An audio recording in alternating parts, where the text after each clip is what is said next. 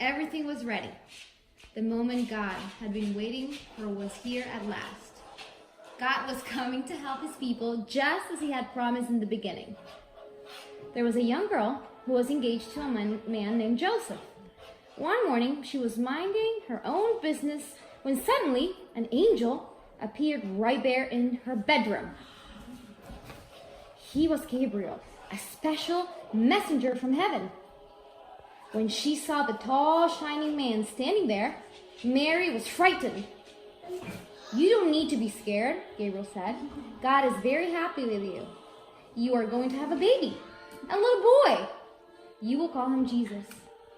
He is God's own son. He's the one. He's a rescuer."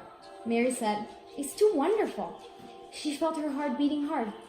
"How can this be true?" Gabriel responded, "Is anything too wonderful for God?" So Mary trusted God and she believed.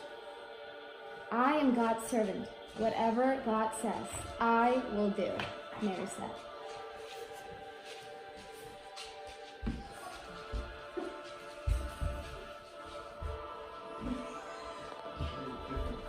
Action. Sure enough, it was just as the angel had said. 9 months later, Mary was almost ready to have her baby. Now, Mary and Joseph had to take a trip to Bethlehem, the town King David was from. But when they reached the little town, every room was full. Every bed was taken. The innkeeper told them, "Go away! There isn't any place for you." Where would they stay? Soon, Mary's baby would come. They couldn't find anywhere except an old, tumble-down stable. So they stayed where the cows, pigs, donkeys, and sheep stayed. And there, in the stable, amongst the chicken and the donkeys and the cows, in the quiet of the night, a baby was born that would change the world. God's baby son had come. Mary and Joseph wrapped him up to keep him warm and used the animals feeding through as his cradle. They gazed in wonder at God's great gift, wrapped in swaddling clothes and lying in a manger. Mary and Joseph named him Jesus. Away in a manger, no crib for a bed, the little Lord Jesus laid down his sweet head. The stars in the sky looked down where he lay.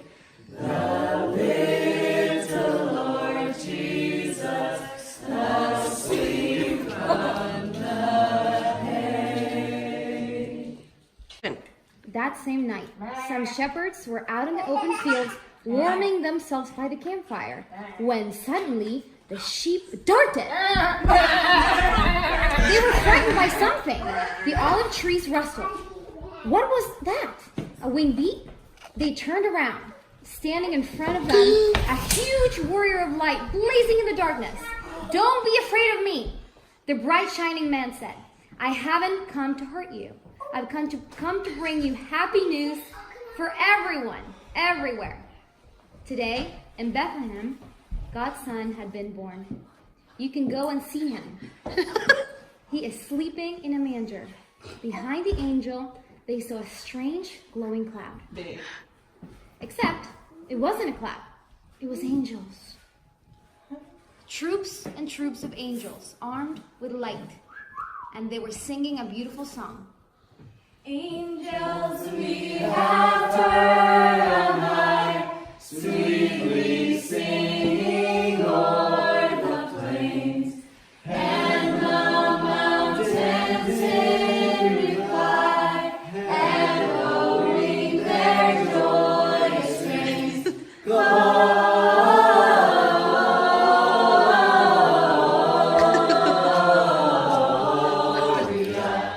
in excelsis Deo,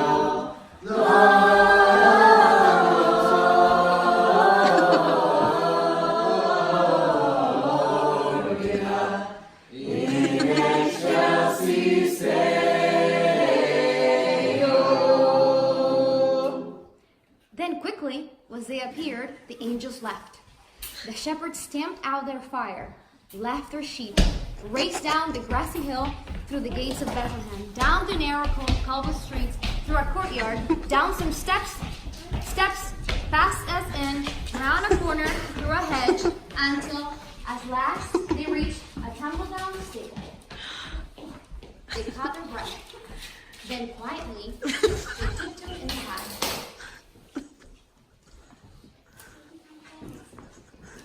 They knelt on the dirt floor before the small babe sleeping in his mother's arms.